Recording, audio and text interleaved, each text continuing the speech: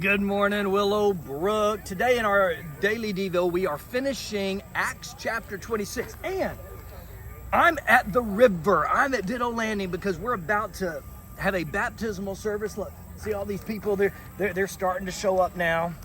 And all these people, in a moment, we're going to be going in the river to have baptism. I'm so excited about that because when someone trusts Jesus, that's something to celebrate. But when someone rejects Christ, even when they're close, that's something to grieve. And it's exactly what we see at the very end of chapter 26. You might recall from Friday that Governor Festus has Paul on trial, and he brings in King Agrippa.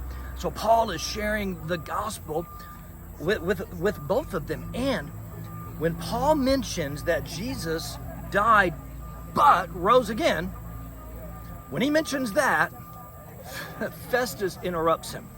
You're talking about a dead man rising and becoming alive again? In fact, Festus says to Paul, you're out of your mind.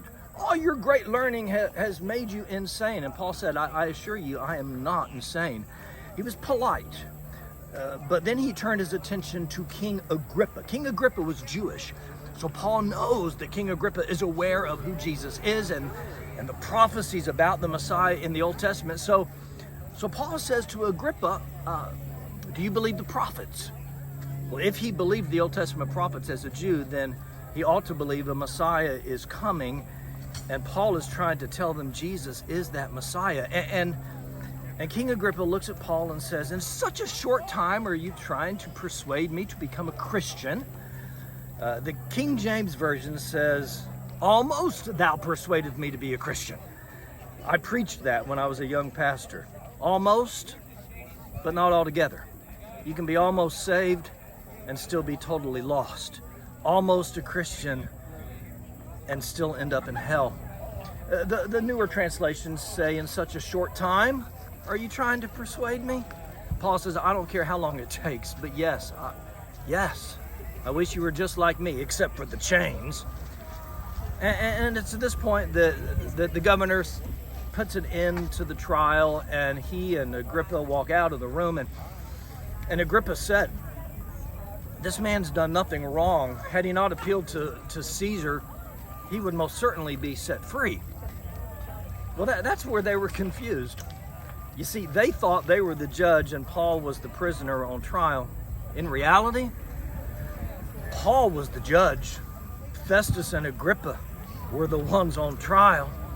Paul was sharing with them how they could be free, how they could know true liberty in Jesus Christ. And they rejected it.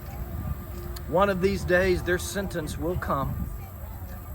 And by now, it has come. There is a judgment. And so, although the chapter ends for me on a sad note with Agrippa and Festus rejecting Christ, this is something to celebrate. People showing up, lining up, getting ready to walk into these waters to be baptized. I never know who watches this devotion as it goes out on social media and it's shared.